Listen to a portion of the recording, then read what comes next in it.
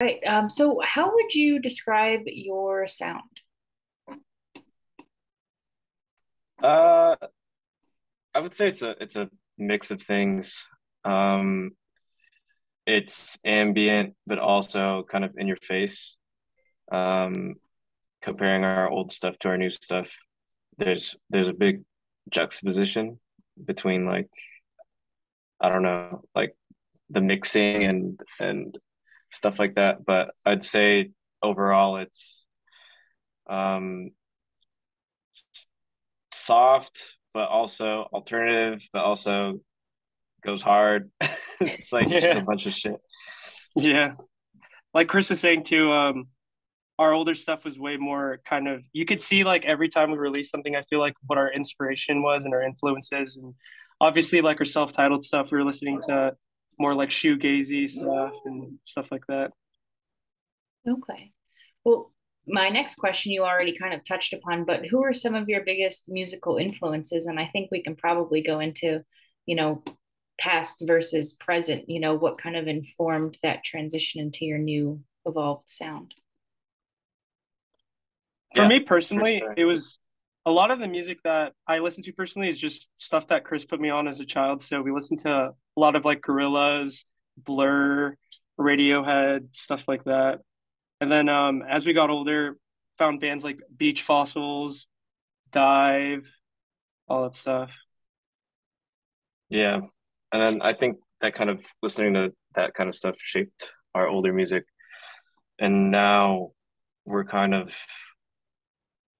like trying to bring new production elements to our music that weren't present before that are kind of adjacent to what's coming out today. So I feel like before with our old music, we are listening to like a lot of those bands, but nowadays we're listening to stuff like James Ivy, who's like he's not huge, but it's he does a lot of stuff that's like early 2000s sounding, loud drums, stuff like the 1975 Biba But it still Doobie. sounds like hella current and like modern. Hmm. Yeah, Yeah. it's sick. Good blend. Okay.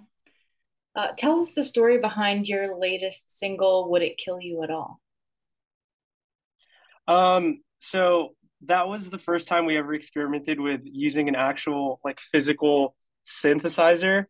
We just got it was a Korg mini log, and I was just kind of just fucking around with it, and I was testing out like the ARP sequencer, and I literally just recorded on my Instagram story. I was like, "Yo, like this is crazy," and it turned out to be such a crazy melody, like the do do do do do do do. And I found out that like speeding it up like slowly and stuff would could like create like an intense kind of like anxiety sort of feeling. Then I added the bass line of the same sort of ARP sequencer, and I sent it to Chris, and I was like, "Yo, like." Doesn't actually have to be a song, but like, look what we could do with the synth. Like, it's because it doesn't sound like our music, you know what I mean? Hmm. And Chris is like, no, bro, like, you got to send me that. Like, send me those stems. Like, I'm gonna like mix it up, add shit to it, and it just became that sort of song. And it did really well, which is surprising because it was so different. But I think that's kind of what people fuck with, like the range of stuff. So So Would It Kill You at All is actually the final single being released before or from the About a Boy album. What made you select this song as the final teaser to the entire record? I, I think we chose it because the first two singles were kind of in our like lane. Hmm. Uh, like, but Would It Kill You at All? We kind of just wanted to hit people with something different, like out of nowhere.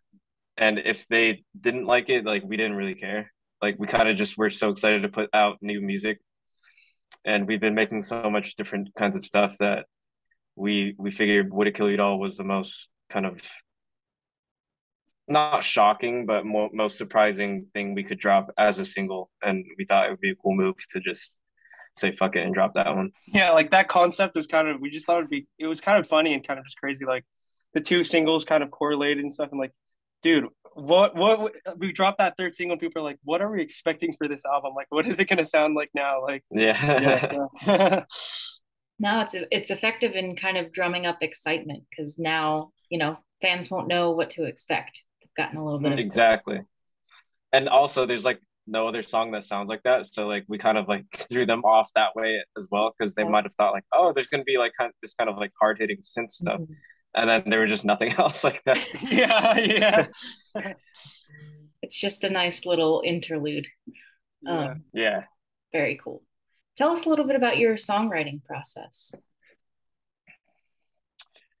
Uh, it's kind of all over the place, Mhm. especially because we don't live with each other. Yeah, we don't live together. It's kind of like getting on a call or Discord or something and just bouncing ideas back and forth. Or sometimes we're not even communicating directly and we just send each other ideas. And then in terms of lyrics, we're just trying to be a little more conceptual than before. Um, Trying to like make a little more sense, be a little more personal instead of like sort of like the vague kind of topics we were talking about before in our old music. Yeah, it's Do a lot of it really is a lot of stems going back and forth, but there is times where sometimes I'd come over and Chris would be like, "Oh, there's this sick instrumental that I've been working on." And it would already have bass in it, which I play bass in the band, but he already put the bass on it and be like, "No, that's fire. Like, let me just add vocals to it." And that was I think "Isn't It Obvious" was a song like that, and it's Yeah. just fire. so you usually kind of create the music before lyrics? Do lyrics ever come first or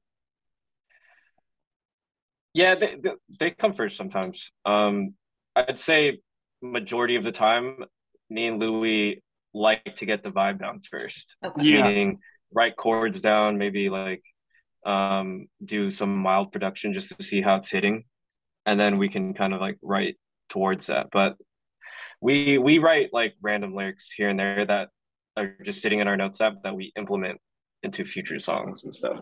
we also like to if we don't have necessarily specific lyrics, we like to take ideas like, "Oh, this would be a sick concept." We write it down in a notes app, and then maybe if we find a sick instrumental that would fit that vibe, and then we already have that idea, then the lyrics would kind of sort of easily come out of that. Vibes first and figure the rest out from Yeah, yeah, there. it's always the vibes Definitely. first. Yeah, Yeah. As important as lyrics are, personally, I feel like the listener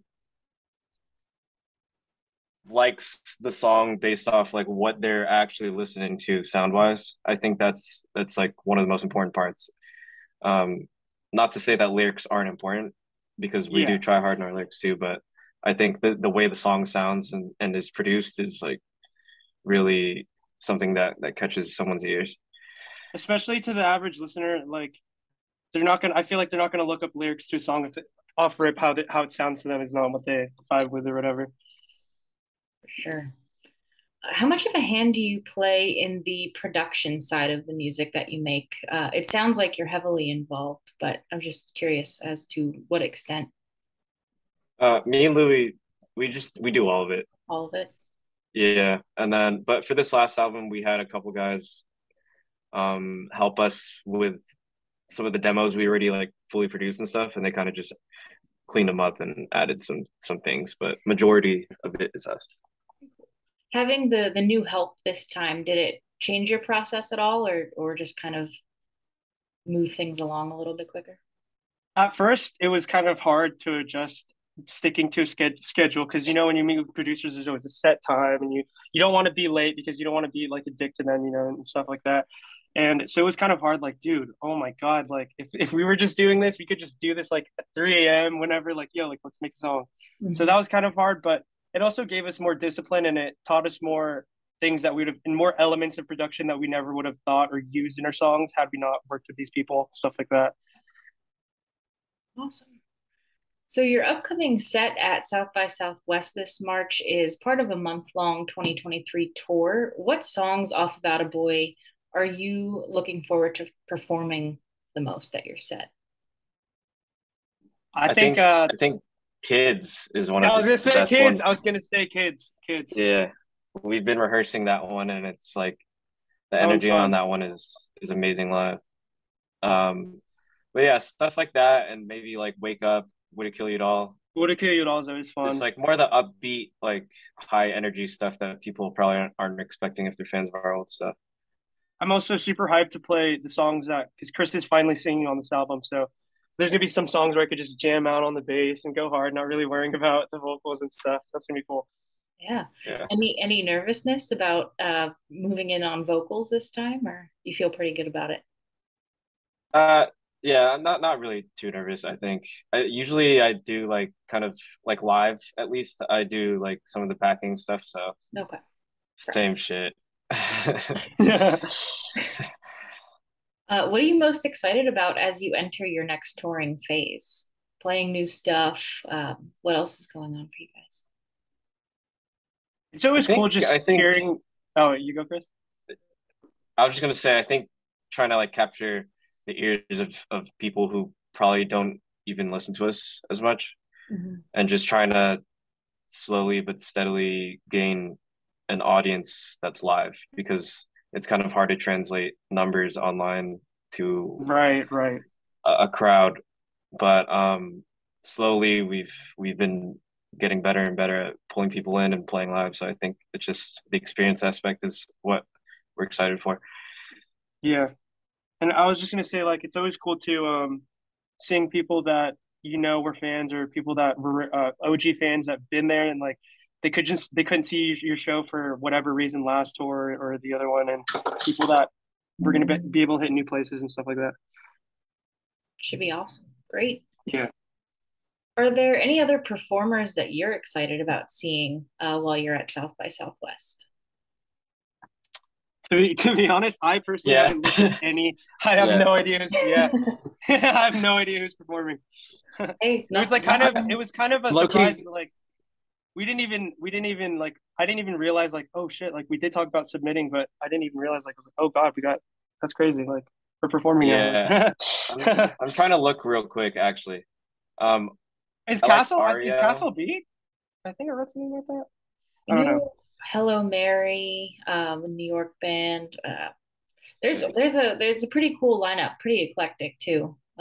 Fire. For Hmm. sure. Yeah, there's some Japanese like bands that I'm seeing right now that I'm aware of that would be sick to see. I mean, there's so many people, especially like people that we aren't ever in tune to. I feel like South by Southwest is probably like a good place to kind of discover new shit too. Absolutely. Just trying to like walk around and see what's up. So that's just gonna be fun trying to discover a lot of new sounds and acts. Yeah, great. Good sample there. They have a little bit of everything across kind Yeah, of every medium. So, who for would you sure. like to collaborate with on a song in the future? It could be a big swing, could be someone small. This is anyone you can choose. Here, my two answers for the big artists is the 1975 because they've just been an inspiration to us since we were kids, and they do so much like different types of sounds that it would just be sick. But maybe a more realistic one would be Slowpoke. Um, they're super cool. I think they're from Chicago or something, but we, I think his name's Henry. He's in the band. He mixed our album, and I think just the way they produce and mix and Slowpoke is so songwrite fire. is it's in tune with kind of what we're trying to make, and I think that'd be a sick collaboration. I don't know if I have necessarily realistic ones, but I would probably do Biba Doobie just because I love her music and the Filipino aspect. It's so cool. And aspect and probably Group Love because like I feel like they're pretty experimental, but they make like bangers. Like they did Tongue Tied, like that's a song that a lot of people know, but they make fire stuff. Yeah, throwback. Awesome. Um, what would you like to say to everyone who is a fan and supporter of your work? We fucking love you, man. Crazy as fuck. We started this shit 2016, so I was in high school and I'm 23 now, turning 24. So it's been a long time, and there's still people that I know like from way back there. I've seen their names. So you guys are real as fuck. Thank you guys for sticking with us and sticking with our journey, our sound, the changes. We love you. It's real. Yeah. It's kind of hard to present yourself as an artist in different ways, especially if people have been longtime fans. But for those sticking around and even those not, like anyone who's fucking with us, we fuck with you too.